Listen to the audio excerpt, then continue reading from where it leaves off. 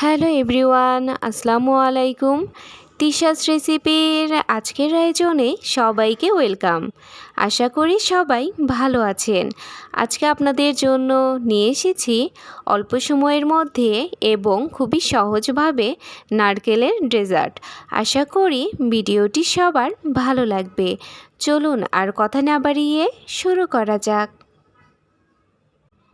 নারকেলের ডেজার্ট তৈরির জন্য এখানে আমি নারকেল কোড়া নিয়েছি।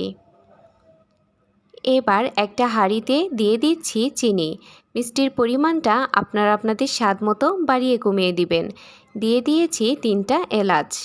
এবার এর মধ্যে নারকেল কোড়া দিয়ে দিচ্ছি। এবার সব কিছু আমি ভালোভাবে মিশিয়ে নিব। দেখুন চিনিটা ভালোভাবে গলে গিয়েছে। আর এরই মাঝে ডেজার্টের প্রথম লেয়ারটা আমি তৈরি করে ফেলেছি। এবার এটাকে আমি দুটা ভাগে ভাগ করে নিচ্ছি। এবার এর অর্ধেকটা আমি একটা কেক মল্ডে সেট করে নিব।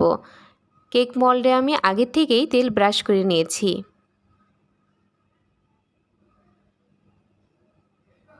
এবার একটা চামচের সাহায্যে একটু চেপে চেপে সেট করে নিচ্ছি।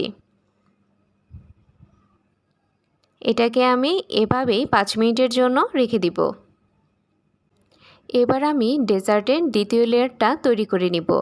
এর জন্য এর মধ্যে দিয়ে দিলাম সামান্য পরিমাণ রেড ফুড কালার। এবার আমি সব কিছু ভালোভাবে মিশিয়ে নিব। দেখুন সব কিছু ভালোভাবে মিশিয়ে নিয়েছি আর এটাও তৈরি হয়ে গিয়েছে। এবার আমি প্রথম লেয়ারের উপর দ্বিতীয় লেয়ারটা সেট করে নিব।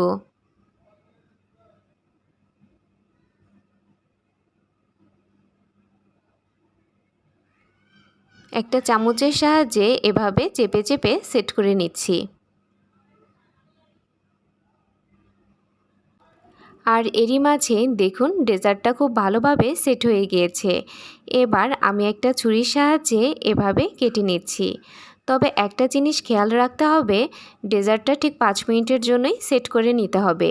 যদি 5 মিনিটের বেশি সময় হয় তাহলে ডেজার্টটা শক্ত হয়ে যাবে। আর যদি 5 মিনিটের কম সময় হয় তাহলে এভাবে কাটার সময় ডেজার্টটা ভেঙে যেতে পারে। আমি আমার পছন্দ মতো শেপে কেটে নিচ্ছি।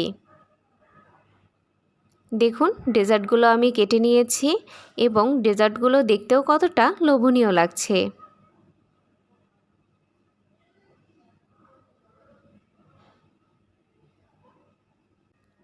তৈরি হয়ে গেল অল্প সময়ের মধ্যে এবং খুবই সহজভাবে নারকেলের ডেজার্ট। আপনারা বাসায় অবশ্যই এভাবে বানিয়ে খাবেন এবং খেয়ে কেমন লেগেছে আমাকে কমেন্ট করে জানাবেন।